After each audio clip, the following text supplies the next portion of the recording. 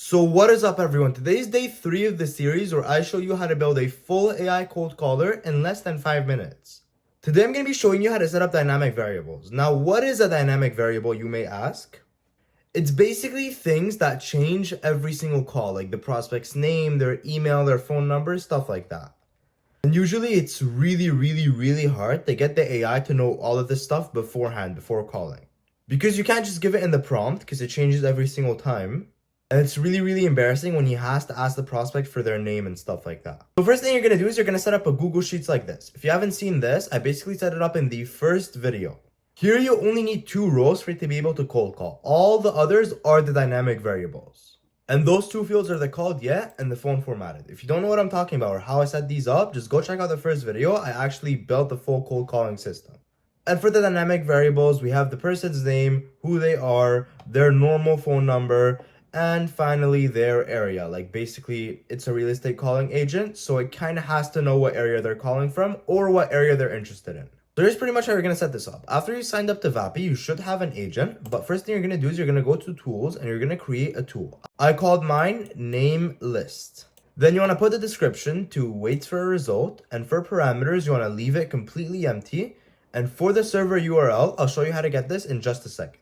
You're going to go to make.com, okay? And once you're in make.com, you're going to go to scenarios and you're going to create a new scenario.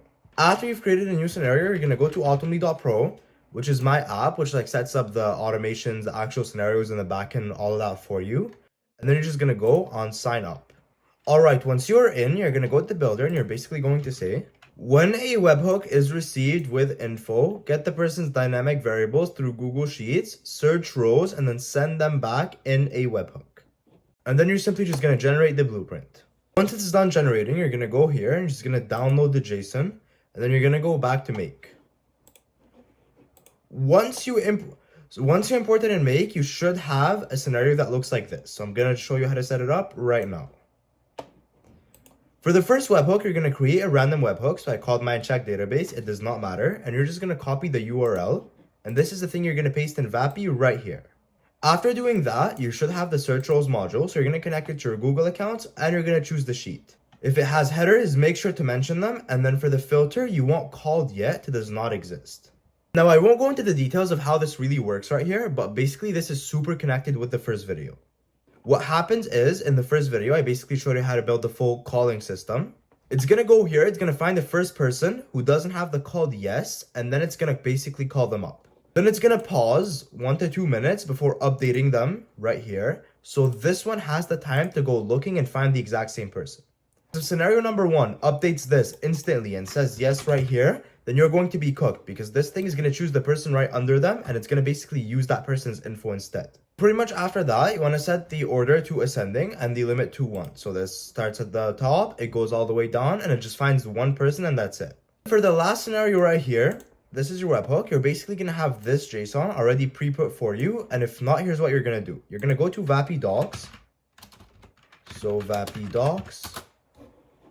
You're going to go right here.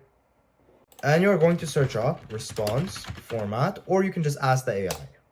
He's going to give you a lot of things, but basically you're just going to take the first one, which is this one right here. And then you're going to go back to make.com. And this is where you're going to paste it.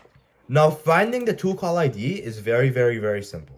All you have to do to be able to have access to it first is you have to at least test the call once with the agent. This is so the webhook right here can receive the info. And how you're basically going to do that is you're going to go here, run this module only. You're going to wait for new data. Then in Vapi, once you're like actually prompting your assistant, you're going to tell them anywhere random to use the tool, preferably as soon as possible so you don't waste too much credits. Once he calls the webhook is going to know, okay, I'm now talking with Vapi, and it's basically going to know that there's a tool call ID. So you're basically going to go back here. You're going to click right here for the results. So I'm just going to do it with you again. You're going to scroll down. And you're going to find this. In the message, you're going to select tool calls and then ID. It's as simple as that. And then here's what you want to do for the result. You want to put the result between 2 quotation marks. Then you're going to have 2 dots outside of the quotation marks. Then you're going to have another pair of quotation marks. In those quotation marks, you're going to put your first variable, so the name of the actual first variable, 2 dots, the actual variable itself, and then you can separate with commas and add as many variables as you want. And then simply you're just going to close off the quotation marks, and then you are going to leave the rest exactly how it is. Now, unfortunately, Vappy doesn't really respond very well to dynamic variables, so you kind of have to test around with your agent and basically tell it to him in different ways. So what I did right here, for example, is I told him the username is the result, the user area is the result too. And then at the start of the call, I told him to invoke the tool and wait for the result before proceeding.